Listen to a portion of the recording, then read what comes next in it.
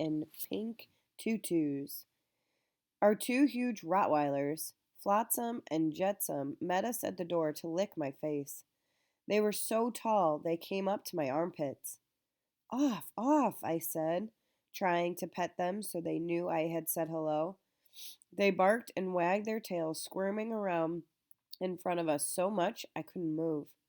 I had to follow my mother like she was an icebreaker ship, pushing past the dogs in the kitchen. Dad was there stirring two pots on the stove and baking something in the oven and making a salad. Dad was tall and thin, with skin as dark as mine and muscular arms from laying bricks all day. He had his opera music playing loud again, some Italian lady singing like somebody was shaking her by the shoulders the whole time. Spaghetti in 15 minutes, he told us. Alexis, he yelled, come set the table. I've asked her 3 times. I can't, Alexis called from our room down the hall. I'm changing for ballet. Amy Ann, will you do it, honey? Dad asked. No, Alexis always has some excuse not to do what she's told.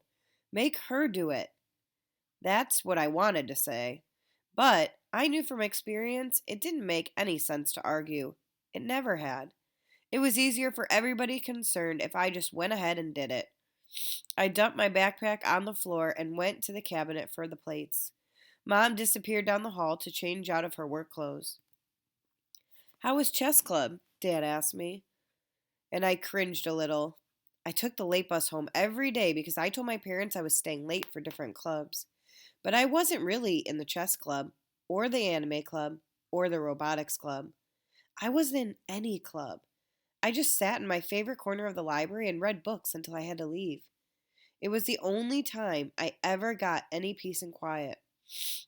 Fine, I lied.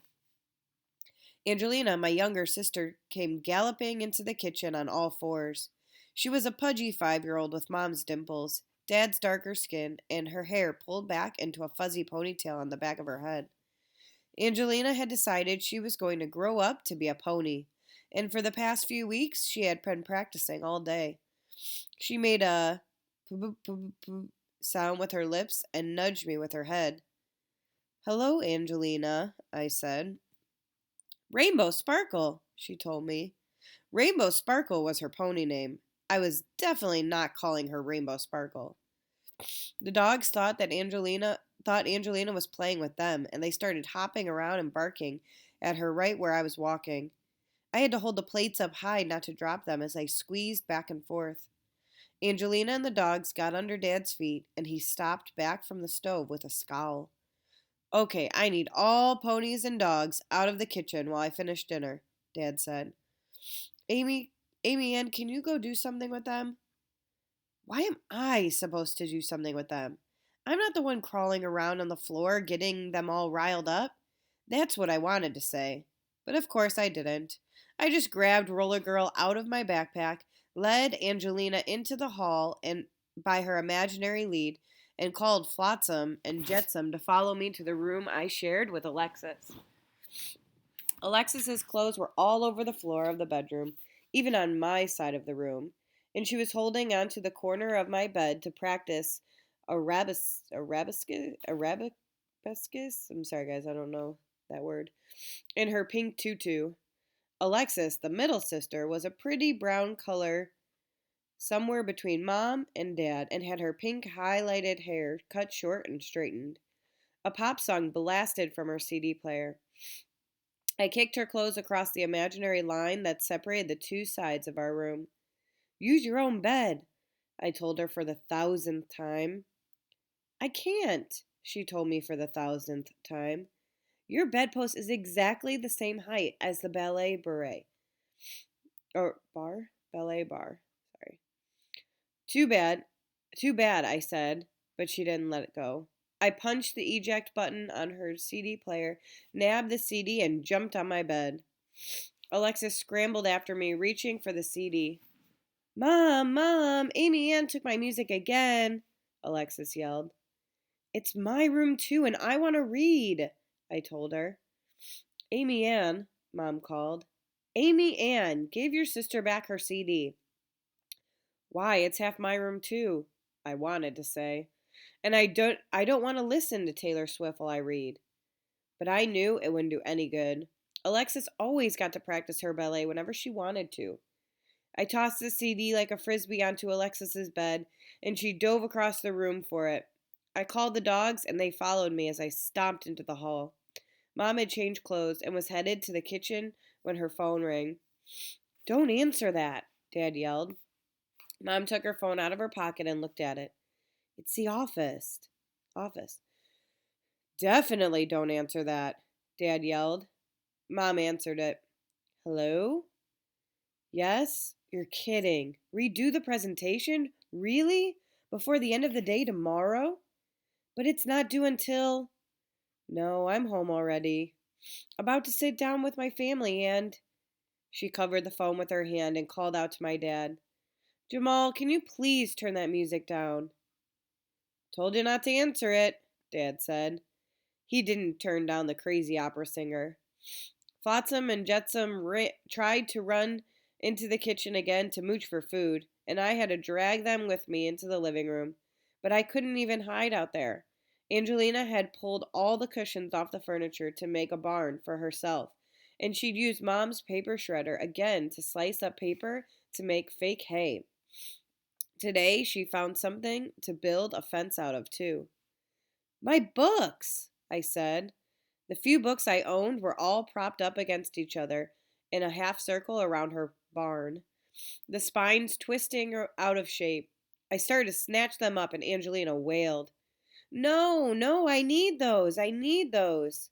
She tried to grab them back from me. "You're not using them." "Well, you're not using your room," I told her. "How about I just go in there and read?" Alexis and I shared a room because 5 years ago, Mom and Dad decided our house wasn't crazy enough and they needed another kid. So Angelina got a room all to herself because she was the baby and had a different bedtime. I would have been happy to go to bed at 8 o'clock every night and read if it meant I could have my own room. But I knew there was no way Alexis and Angelina would share a room together. I marched toward Angelina's room with my arm full of books. "No, no, that's my room. You can't," Angelina screamed. Mom stuck her head in the room. "Girls, please, I'm on the phone with work." Angelina wrapped herself around my leg. "Amy Ann took my fence, and now she's going into my room," she wailed. "Amy Ann, I need you to be the mature one here," Mom said. "But..." Mom frowned at me. "Fix this," she said, and went back to her phone call. So I gave Alexis' CD back, but Angelina didn't have to give my books back? How fair was that? And Mom didn't understand why I wanted to run away. I turned away from Angelina's room and shoved the books back at her. "Here, and if you bend any of the pages or covers, you're a dead horsey. Understand?" "Pony," Angelina said, arranging the books back into a fence. "Amy Ann," Dad called. "I thought I asked you to keep these dogs out of the kitchen. They're licking the floor again." I drooped. The dogs had slipped away from me while I was arguing with Angelina. "Flotsam, Jetsam, come!" I yelled. In the hall, Mom put a finger to her other ear and frowned. "I'm sorry, can you say that again?" I led the dogs into the bathroom and shut the door. It was the only place left where I could get away from everyone. I sat down on the closed toilet seat with a huff and pulled Jet and Flot to me, hugging them. They were the only ones who ever really listened to me. With everybody else, I just stopped trying. I don't suppose you guys have found a magical rabbit hole I can fall down, or dug up an enchanted amulet in the backyard that leads to another world, have you? Flotsam and Jetsam licked my face and wagged their stubby tails, which I took as a no. "At least we can hide out here until dinner," I told them. The door rattled. "Mom, Mom!" Alexis yelled. "Amy Ann is hogging the bathroom and I have to pee."